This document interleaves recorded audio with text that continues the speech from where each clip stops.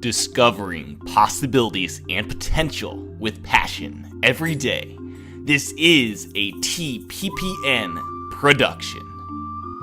Welcome to the iPad Possibilities Podcast, episode number 82, Predictions and Borders e-reading mess. This podcast is sponsored by Gadget Freeway. Check out all of the amazing Gadget Freeway gear at gadgetfreeway.com. And for a limited time, get 10% off on all items at gadgetfreeway.com. And if you're looking for a great way to use your iPad in bed, check out the iPad Pillow, which has free shipping and is 10% off for a limited time only. Check it all out at gadgetfreeway.com.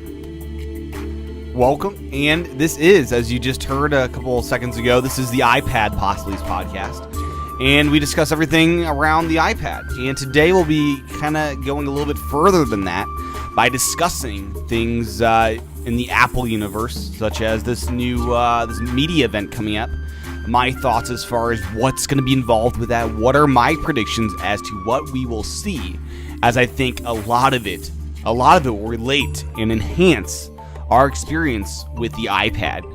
Also on this show, I recently discovered Borders and their e-reading strategy and their e-reading devices that they have, and I'll be sharing some thoughts about all of those on today's show. So that's what today's show is all about. And before we get into it, I want to let everyone know, if you are a Netflix subscriber, grab it now for your iPhone or iPod Touch. They released the update. I saw on my iPad today that they released it as universal binary, and the icon itself looks much sharper for the iPad. I think it's a Retina upgrade on the icon, so that looks very cool. But grab it today if you're an iPod Touch user or iPhone user. Netflix for your iOS device. And let's get started with today's show, and that is the predictions for what many people are probably aware of. Apple, has their media event, their iPod event every fall. It's been tradition. Every fall, September 9th or 7th, they have an event. And this year is no different. They have another iPod event, is what we all believe it will be. It's their media-focused event. And basically what happened here is they sent out the invitations. It's going to be on September 1st, so that's next Wednesday. So it's coming up very quickly now, a couple days from now. So very exciting time in the Apple universe. And the invitation had a guitar on the cover, and that implies some things to me that I'll discuss later on. But I just want to get onto the for sures. What do I absolutely believe will be included in this announcement? And the first one is the iPod Touch. And I am an iPod Touch user. I own an iPhone 3G, but that's just it. It's a phone. I don't use it for the apps. I use my iPod Touch, which is the faster third gen, for all my apps, because it is fast. It is fun to use. And the iPod Touch, I think we'll see Retina displays. We'll see FaceTime. And we'll see a lot of very cool things with this new iPod Touch. They may go the route that, hey, we want this as close to an iPhone, just take out the phone stuff.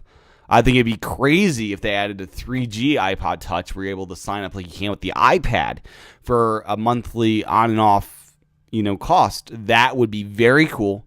I don't really see that happening in this update, but that would be a killer announcement, I think, and that would be pretty awesome, and I would jump on board with that, not for another monthly cost, but it'd be nice to have that option, right? So the iPod Touch will see a huge revamp. I think it'll be the biggest revamp we've seen since it was actually released. It hasn't really changed form factors that much. In the initial iPod Touch release, it lacked a volume control. It lacked any sort of physical buttons except for the two buttons on top and the home screen button. And I think we'll see a major redesign, and we'll see a ton of new features, a speed increase, all sorts of stuff. So that's going to be a very exciting announcement, and hopefully it'll stay at the $200 or even less. And the next one it's another.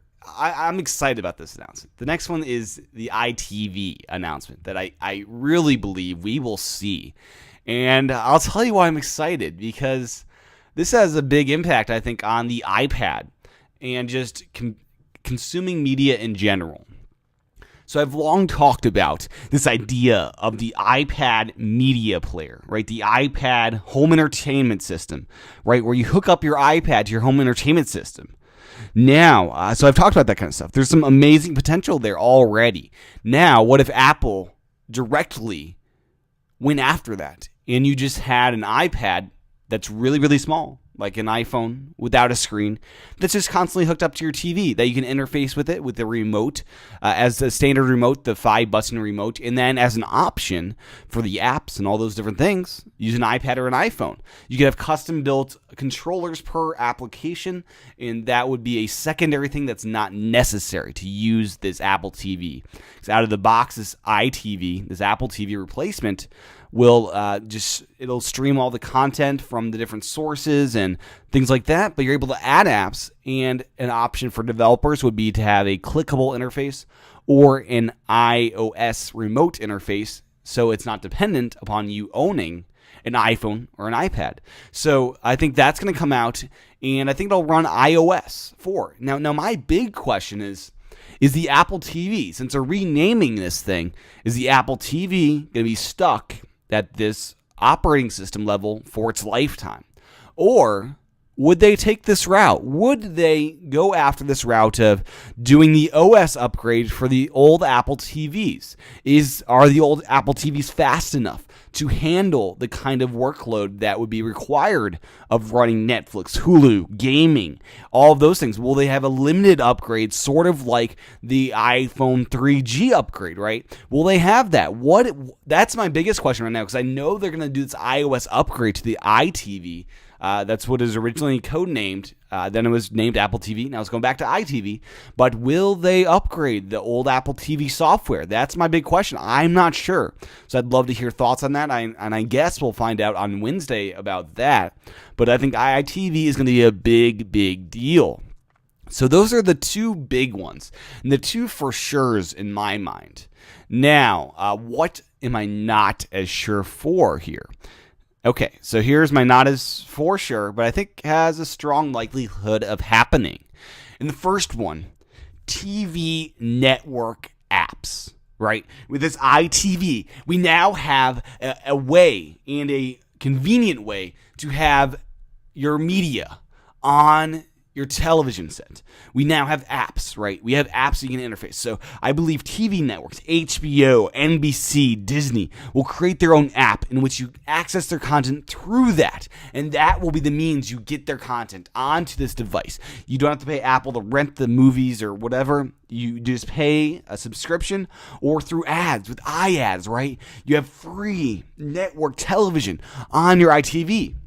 And I think this is where it could get huge, is this TV Anywhere idea of these are universal applications that they're not restricted to your iTV. You can play it back on your iPad. And your iPad it truly becomes that Anywhere TV, more so than it even is today with Air Video, Hulu, and Netflix. It'll become that device that is your TV because of these networked apps. It is going to be a revolution. This is going to be true TV 2.0 or 3.0, wherever we're at now. We had the original era of TV where it was with the antennas. You had to watch live. It was black and white. Then we moved to color. That was kind of the same thing. And then we added the TV 2.0 was probably the DVR age, right? The DVR age was probably this 2.0 idea where you could record television shows, watch it at any time on that one screen. So the TV 1.0, you just have it live streaming. That's how you get TV. TV 2.0, you have DVRs. You're able to record it, but the limitation here is you're watching it on the device that it was recorded on. Now we are here. We're here. We're at this 3.0. We're right on the cusp of it. We're right there at 3.0 TV, where it doesn't matter what device you use. You could use an iPhone, an iPad, an iTV. It's accessible to any Apple device that you have to watch this content. And this content is your new TV. This will be, all the networks will jump on board eventually, and you'll be able to watch it without recording because it'll be streaming to your devices. So you don't have to even worry about recording anything like you did with the TV 2.0 with DVRs. You had to physically say, I want to record this show. No longer is that the case. You can just jump in on any TV show, get the backlogs, and watch a full season, catch up on shows. And this is going to be a revolution of TV that we have not seen in a long time. This will be the biggest thing in TV that we have known. And Google and Apple will be fighting each other for creating the best experience with this. And I think Apple will get it right with their user interface. Google, I don't believe, has the tools to create a beautiful design to make it as elegant as Apple will. So I believe we are on the cusp of this 3.0 TV that will truly revolutionize the way things are done, the way we access media, the way everything that we know to be true about TV instantly just changes overnight. And that is going to be a truly amazing thing when we see that happen. So, TV 3.0, that is coming. It is my true belief that we will see that very soon here. And the invitation, I think, also hints at another big announcement. This may be the one more thing. The one more thing may be GarageBand for the iPad. Now, this is a media-focused event. Perhaps they may throw this in as a one more thing. I'm not sure if it fits in this event, but the garage on the guitar on the cover really hints at that GarageBand application being made and available for your iPad. And this is something I've long desired to have. I want to be able to do my podcast, to record my podcast, to do an enhanced AAC podcast on my iPad. And up until now, that has been impossible because I need the enhanced AAC. I love doing chapter markings. I think it's a great resource for those that want to go back and listen to past shows so they can just listen to a particular topic. And I think that it will be something that will be really, truly amazing, having GarageBand on your iPad. So I think that's going to be announced as a one more thing. And they may do this as a joint announcement with the 7-inch iPad. And this I'm not as sure about, right? Does Apple feel a need of a 7-inch iPad? And I think they could feel that need if they truly want to revolutionize the tablet industry and take over it before it has even began. Having a $300 7-inch Retina display iPad would absolutely cannibalize not the iPad, 10-inch display, but the Android tablets that are soon to come out. And there's a lot on the way. And if they do the 7-inch at $300, there is not a chance that any of those tablets could be a success, right? Because they've already revolutionized this tablet industry by having the different price points available. Have a tablet at $300, at $400, at $500, at $600, at $700, and $800. Have one at $300 to $800. You can pick the tablet that you want from Apple. And that's going to be pretty cool. And I think that could go after the e-reading market as well. And it's going to be big. It's going to be huge the way, if Apple does this, I think it will really kill a lot of, competitors. I think this could be a big thing. So the 7-inch iPad is going to be big. I think it'll be priced at $300, $200 left in the full size. So they can upsell pretty easily, right? With the MacBook line. What they do here, they've got this plastic MacBook at $1,000, $999 to suck you into the store. And then they upsell you. Oh, you want the aluminum for only a couple $100 more.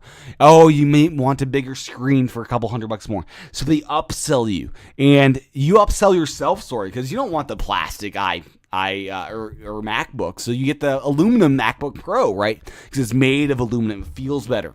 With this at $300, you could say, hey, that's getting you in the store, and many people will buy these $300 7-inch iPads. And when they do that, They may upsell you to the full iPad, that 10-inch screen, that more robust storage. I don't know what they'll have in it that will upsell you, but I think they'll have a lot of that will really get its foot in the door as far as selling even more of the full-size iPads. It won't. I don't think it'll cannibalize the full-size iPad because it will get people in the store. It'll get people curious, and they can say, "Hey, $200 more. I want the 10 inches. I want that better experience there." And perhaps the 7-inch may be a great experience. I'm not sure what they'll market this 7-inch iPad at, but I think it'll be I think it'll happen. I've been seeing more and more rumors of this, more and more reports of this, and I'm starting to believe. It may be crazy to believe this, but I think the reasonings I just gave are reasons enough why Apple could justify this and why it fits into their business plan of just dominating this tablet industry. And if they do this, they truly will dominate the tablet industry before Android ever has a chance to even attack this industry. Android would have to sell like $50 tablets or even $100 tablets to make this work. And there's no way they can do that with making any money or doing it well.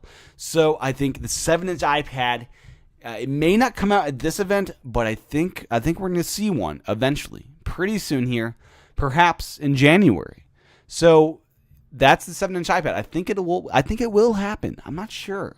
Let me hear your thoughts on this. You can email me at iPadPossibilities@gmail.com and call into 209-542-iPad. So with that, let's move on to this idea of lower cost TV rentals. So Apple's been evidently negotiating and getting $1 TV rentals. And right now it's $2 to rent a TV show. $2 is not compelling to rent a TV show. $1 is not compelling to rent a TV show. I'm the kind of person, I wanted a subscription service, right? $1 to rent a TV show, I don't know if it's worth it that much, right? Because if you think about this, a TV show, I'm looking at the math here, it's running around 22 minutes. Now, $1 to rent that means that you can rent a movie, which is like 90 minutes for, $3, which, $3 or $4. I don't know. The pricing, I guess, I think it's still, I don't want to rent TV shows. I want a subscription service, and I think they may add this. They may add the ability to rent TV shows from iTunes, but I think at the same time, we'll have all these apps from networks, and that'll be the option. You're able to rent if you want to rent. But if you want, streaming, you can do that from the apps. You can do that from the different networks through the apps. And I think that will be the way it's done. You have options now with Apple, right? Kind of odd to have. So this event, I think, in my heart, is really going to be a big, big event. Apple will attack the TV industry with this TV Anywhere idea in moving the iOS devices into TV 3.0. I think I didn't really talk about this, but Apple will attack the Wii industry. The Nintendo Wii industry of casual gaming under TV will be attacked in such a way that it won't survive very long. We'll have iTVs, we'll have iPhones as controllers, we'll have iPads as controllers, and this casual gaming industry made so popular by the Nintendo Wii will be taken on its head by the Apple iOS universe. And that's another big thing. Another big thing is Apple. They had that Pippin in the 90s that was not successful.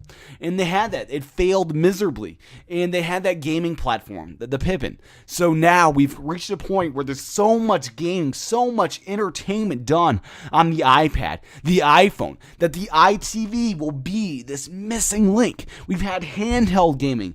We've had iPad gaming, and now we'll have TV gaming, and the iOS will become this new console, this iOS video game console, this next generation video game console that you buy your application on your iTV. It gets played. You're able to play that same game on your iPhone and your iPad. So you have gaming anywhere. You have TV anywhere. This will be a huge, huge event. And I I hope it'll be as huge as I'm predicting. I've got some big ideas here, some big thoughts here as far as what Apple could do this next Wednesday. So this will be a huge event, and I will definitely do a show after it to discuss what was announced and how it relates to the iPad and what possibilities it brings. This podcast is sponsored by Gadget Freeway. Check out their amazing anti-glare protector at gadgetfreeway.com. And it's 10% off for a limited time. So check it out, gadgetfreeway.com. And I once again thank them for the support of this podcast. So now, let's move on to part 2 of the episode. And that is Borders e-reading mess. And what I mean by this, their e-reading mess is, I recently, came across Borders' e-reading page, and I was just kind of curious, hey, what is their approach to this e-reading market? What are they going to do to be in this next generation of books that many people are starting to have? I was recently at a Barnes & Noble store, and once you walk in the store, they have a table set up for the Nook. There's a salesman there that knows about the Nook and shows you the Nook and all the different things it can do. And they've got this single device in either Wi-Fi or 3G that is the Nook. That is the reading experience of Barnes & Noble. Now, I was curious. Barnes & Noble has a very great approach. They're selling a lot of Nooks. From what I saw at the Barnes & Noble store, they actually sold some Nooks there. It's like I was kind of impressed. It's like people are actually buying these things. I guess they are. So that's very cool. And I know a couple of people that have them. I don't know any Kindle owners. I know Nook owners. I know 2 Nook owners. But I don't know Kindle owners. Perhaps that will change in the future. But I have had to wonder, hey, what's Borders doing with this? So I've recently been in Borders stores, and they don't really highlight their e-readers. They've got a Kobo there and different devices. But I wanted to check out, hey, their online store. That's going to be where they're going to highlight their e-reader and what is their big e-reader. So this is where I came across a little stumbling block here. They have so many options. It blew my mind. It is quite a mess, I have to say. So they've got a wide variety of different options here. And let me just go through all of these now. They have Android devices with color touchscreens. They have Kobos with e-ink technology. They have Libres with LCD monitors, black and white monitors. They've got Sony devices with touchscreen e-ink technology. And those are the different ones they have. So the first one is the Velocity Micro Cruise TM Reader. It's $200. It ships September 30th. It's a 7-inch color touchscreen, adjustable font sizes, does music, video, and web browsing, and has a docking station with it. So it's based on Android. And it's kind of amusing. It comes with the Kobo app, and that's the app you can get for the iPod Touch, the iPad, and all that to read. And so for $200, you get that. So that's kind of an interesting thing that they have there. They also have the Velocity Micro Cruise TM tablet for $300, and that ships October 15th. It as well has a 7-inch color touchscreen. It runs the powerful Android OS for browsing, packed with multimedia features, award-winning U.S. tech support. I love that they have to say it comes with award-winning U.S. tech support, meaning you're going to have problems with this. I have to take from that. And it's $100 more, and it doesn't really show me, hey, they're both 7 inches. They're both running Android. What is this, a more powerful tablet? What's the deal here? So I'm guessing it's a more feature-packed version of this reader. So they've got this mess. They're starting up the Android operating system, and I'm not sure how well that will play out for them. I think if someone wants a reading experience on a color screen, they'll grab an iPad. That's just my thought. I can't believe that this will be a good experience. And I believe it may work out. $300 is a good price point, but if Apple introduces that 7-inch iPad, that may kill it right away. So next they have their Kobo TM e-reader. I think TM, trademark. They have the Kobo e-reader. It's $150. Same price as the Nook. And that is their big e-reader that they promote as their number one e-reader, sorta. It's third in the list here. It comes with e-ink technology, adjustable font sizes, includes Borders desktop app for reading on the desktop, and incredible price, they say. So that is the Kobo reader. It's $150. And I have to say, I haven't played with a Kobo e-reader, but I think it'd probably be good. It'd probably work well as an e-reading device. It supports EPUB just as the Nook does. And I think the hardware of the Nook is a little bit more compelling as far as what it can do. So I'm not sure if they have a winner there. Now they also have the Tech Libre for $120. Now this thing looks like an old piece of technology. It's easy to read LCD monitor. So it's an LCD monitor. It's not an LED. It's not a IPS LED. It's LCD, black and white. Now, who wants one of those in this day of age? It's $120 for this thing. It includes a built-in MP3 player, and it comes with 100 free ebooks. I'm guessing those books that we can get as users on the iPad today for free through, the open places for books, such as Project Gutenberg. And it just strikes me that, hey, they've got an LCD monitor for a e-reading device that they promote and sell. That's kind of weird. They also have this Sony Touch for $140. It's got touchscreen navigation, e-ink technology, highlighting and annotation. Up to 2 weeks between our charges is their feature set here. And that seems like a compelling device. That's one thing the Kindle and the Nook are both just lacking. They need a touchscreen e-ink technology display. I think that's going to be the big thing. They need that to have to make their industry work, I think. No one wants to press buttons to change pages. I really believe that. So that's a cool idea there. $140, good price, And it works with EPUB stuff. And, that's a good option. And they finally have the Sony Pocket for $120. It's got e-ink technology as well, elegant, lightweight design, and adjustable font sizes. So those are the different devices. Now, if they picked one of these as their device, as they did the Kobo a couple months ago, I'd be cool with that. That's a good approach. Back up that one device to promote your market. But no, they have this approach of let's just find every e-reader in the market and let's promote it as a device that we support. And it's an interesting concept because I would love to be able to have iBooks on one of these devices. I don't see that happening. I would love to be able to read my Apple EPUB books on the Kobo e-reader. That's not going to happen. So you're stuck into the non-DRM or Borders books. If you buy books from Borders online, their ebook store there.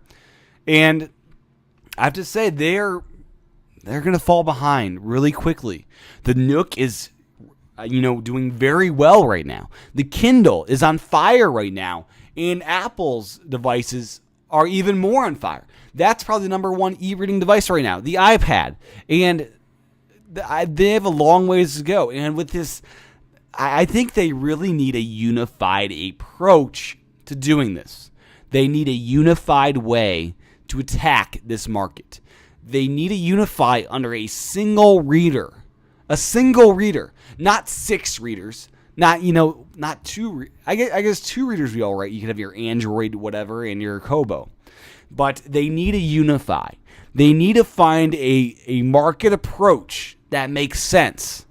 And Apple's done this. They've got their iPad, which is your reading device. And that's just how it is. It's just the same interface. If you launch it up on, the iBooks for the iPhone, that's the same way. And that's a way to do it. So they need to find an approach that works. And this, I don't think, will work. You're going to have people confused. You're going to have out-of-date technology with this Libre LCD monitor. And I really believe that they have some issues to solve here. I believe that Borders is falling dreadfully behind. Their application itself is not the most advanced one out there. I would much rather use the Kindle app and then the Barnes & Noble app, and finally, in last place, that Kobo Borders app. So they have a long way to go. And when I came across this, I just had to share how Apple's approach with, having a single device that you know how to use already is really the way to go here. And how Borders, their approach, I really have a hard time believing it will succeed at all. So those are just my thoughts on Borders and their kind of mess of their e-reading approach. I think you need a Nook approach, or you need a Kindle approach, or an iPad approach. This approach, I do not believe will succeed.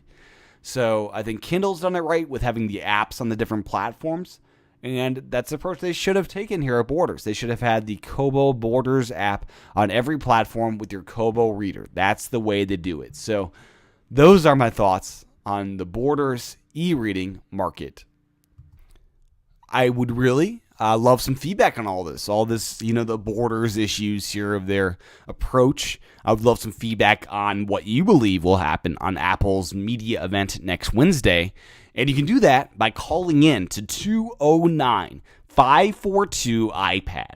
So stop it, rewind it, and put that in your speed dial right now to start calling in and leaving your voice feedback so I can feature that on the podcast and start having some true conversations with everyone that's listening about the iPad and what's going on in that universe. So call in to 209-542-iPad.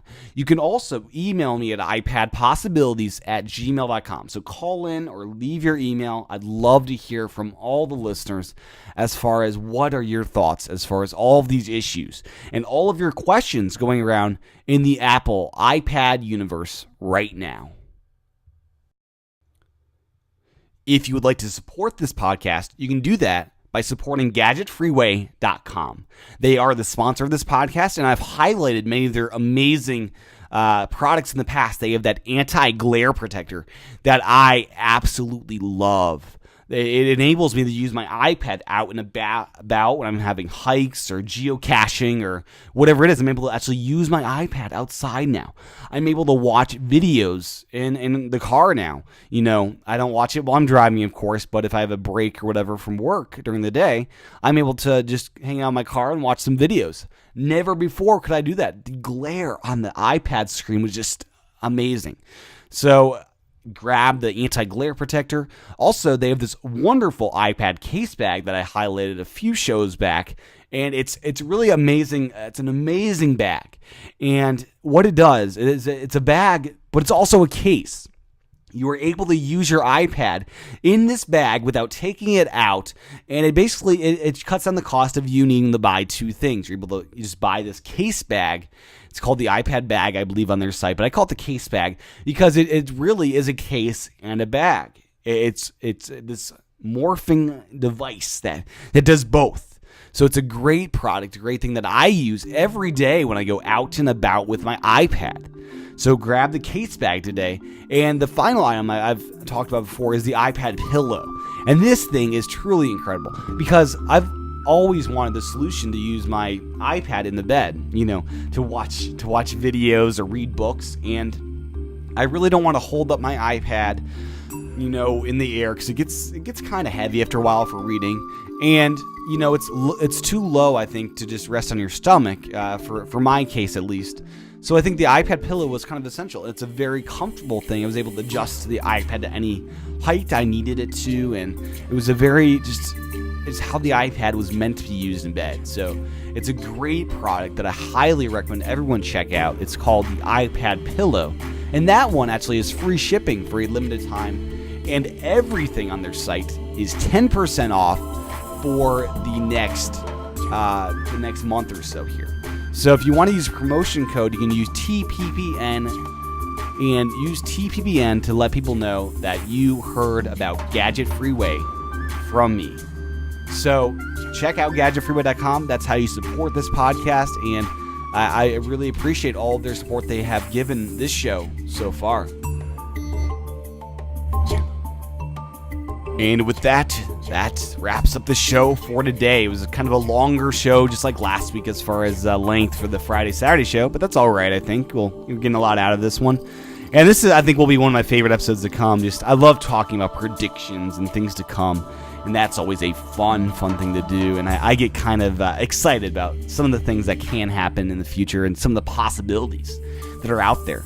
So with that, you've been listening to the iPad Possibilities Podcast on tppn.tv.